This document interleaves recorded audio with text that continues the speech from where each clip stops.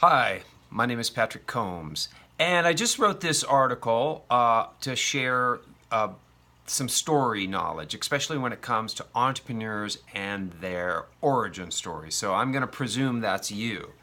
So I wrote the article and I thought, let me just make a video so you can hear me kind of expressing some of this on video, right? Instead of just reading the text.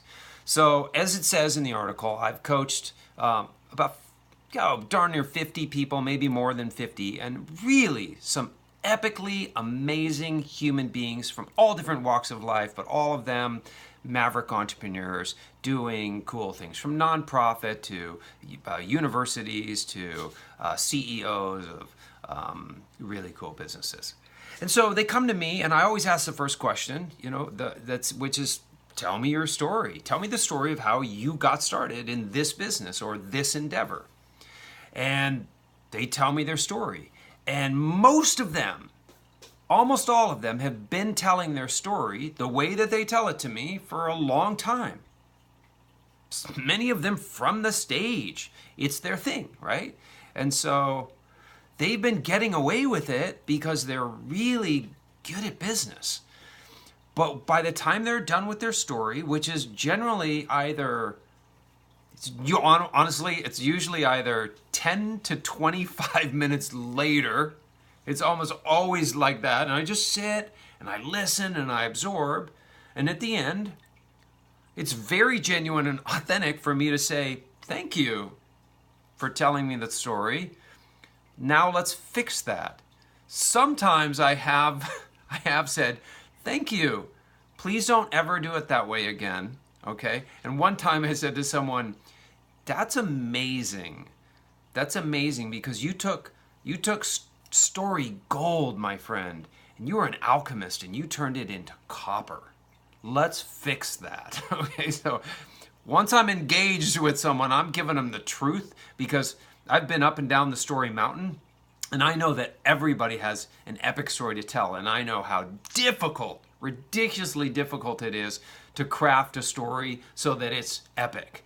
But there's a deep confidence in me that knows crappy stories that are really good. They're just told crappy can become these epic, legendary, viral things. So anyway, I love walking up the mountain with people that way, and applying the tools and the secrets of the craft.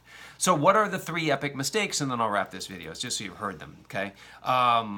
So it is telling me your story. Okay, I'll tell you my story. And as I'm listening to it, it's like, my gosh, like you might as well be reading me your resume. Just hand me your freaking resume because you're telling me first I had this job, then I had that job, and then I had that job, and so now you understand how I got to here. And I'm like, I don't care. Like that is not compelling. All right, I do understand you better, but it'd be a miracle if I listened to that in any sort of setting whatsoever, stage or social setting, without checking my phone. And there was no why factor in there. There was no you in that. You can't tell somebody your resume and have them emotionally buy in. People don't buy into your resume.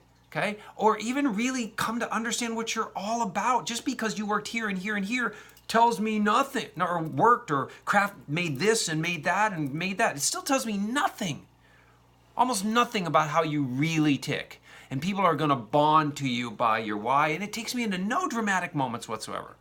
Huge mistake to tell your origin stories if people need to understand your resume. Number 2, oh my gosh, it's already 4 minutes in this video, so let me just be quick. I'll just tell you number 2. Try to tell me your life story. Okay, and look, it's not like I was born here. As some people do that. Like, okay, well, I was born here, I was born there, and we moved there, and there's that, and my parents split. No, I'm not even talking about that kind of life story. It's when great entrepreneurs sit down in front of me, and they go, okay, so I'm going to tell you about the last 5 years because that's really why I'm doing what I'm doing. You have to understand what happened in the last 5 years. So 5 years ago, I'm like, okay, I know I've been on this boring train ride before. I understand why you're doing it, but I don't care. And nobody really cares about your life story except your intimate partner. Like that much, too much, or your team later on over a long dinner. Sure, fine, time and place. But that is not what people are That doesn't fly on a podcast. It doesn't fly on a YouTube video. It doesn't fly on a keynote speech, usually. So anyway, it's a mistake, to try and, bring people into this life-defining 5 years. Trust me, like as soon as someone tells me that story, I'm like, okay, great. Let's find the key moment, the key day in that life-defining 5 years. Because when we zero in on the right moment, trust me, it'll say more than you trying to tell me everything that happened in 5 years. So it's a crazy cool secret. Look, the video's at 5 minutes. I'm not going to go on longer, but read the article.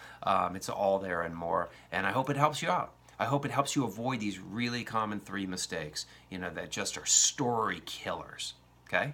Cool. All right. And if you look at it all and you go, love it, I'm making those mistakes, or I'm making other mistakes, I can tell because my story is just not engaging, it's not compelling. People don't want to tell my story again, it's not repeatable, that kind of thing. And you're like, I need help. Hey, perhaps there's a fit here. Let's check it out. I'd love to help you. I really, really love helping entrepreneurs tell their stories in a masterful way. I get a kick out of that. I love story. All right, and story is just so powerful for amplifying your core values and the reason why people should engage with you and engaging new people and bumping up your ROI. So, story power, story magic. All right, thanks so much. Bye. Okay, Dad.